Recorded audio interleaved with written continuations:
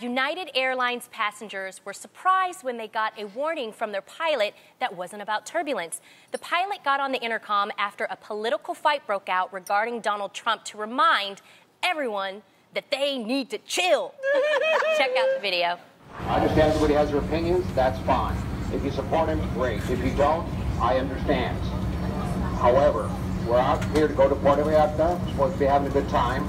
And what I do ask is that as people, we have the common decency to respect each other's decisions and to get along on this 3-hour and 13-minute flight so that we can have a good time when we get down there. So obviously there's a lot going on in the world right now, and who knows what's going to be said around the dinner table during the holidays, Jeannie. I know. How do you all plan on handling this? You know, one of my friends once said, and I never took it seriously until now, he said, you never want to discuss politics in an open setting with other people because it just creates a forum to attack and to be hurt and all that. He said one-on-ones are usually the best unless you really safely know that it's a respectful, you know, situation. And I didn't listen to that. And a few weeks ago, I was actually speaking to my brother-in-law's parents. And we were in a table setting. Freddie was there. And for some reason, politics got up. But you know when you got that thing on your chest and you got to say it, even though you know it's not right, you're like, man, this is going to lead to something. But something was said and was put out there. And if you let it lay, then you're just as guilty of letting it lay than to stand up for it. So I said something, and it created a big mess. What'd you say? It was just about Trump. It was about this. It was that topic. Okay, we don't want to talk about it. Yeah, we don't. I don't, and I didn't want to get there, but it went there, and then you get dramatic. And I was crying, and Freddie was trying to be crying. It got real.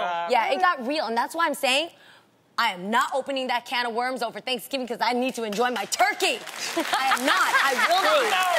Just want to put this out there.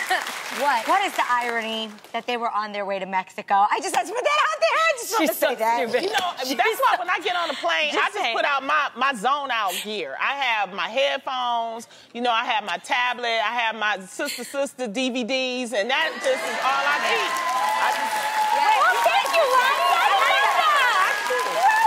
You bring me joy. There you go. Are you kidding me? I have got to ask. What? Do your families really talk about politics during Thanksgiving? It could happen. It definitely can happen. My niece just started playing the piano. That's conversation enough. Like this. It has to shift there at some point, though. Everyone winds up talking about it at some point. After you just finish eating, everyone's just sitting there. It becomes that moment, for sure. Especially when the drinks come out, too. It's always that one uncle that got to get his opinion about everything. Yes. And there's always one uncle or person who knows that you may think very certain side, so they throw something out there just to see if you're gonna bite. It always happens. And then everyone's ganging up on each other. This person's saying that person's saying this. Yeah, no, we over here just saying what we thankful for, okay? I don't know what y'all doing. I'm coming to your house. I'm saying what I'm thankful for. Well, according to Dr. Pete Sulak, here are tips on how to handle drama at the dinner table. This is what I do. I just ignore it.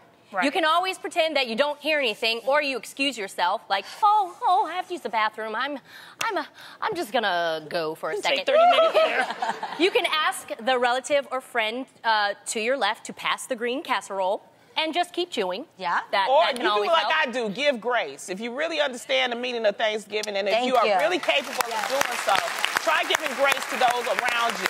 Understand that people have different opinions and values, and that's just it. We have to learn to get along, y'all. Seriously. Or just start the prayer all over again. Like actually say grace. Just in the middle, they're arguing, and Lord, we want to thank you That's good. for this amazing cornbread. That's true.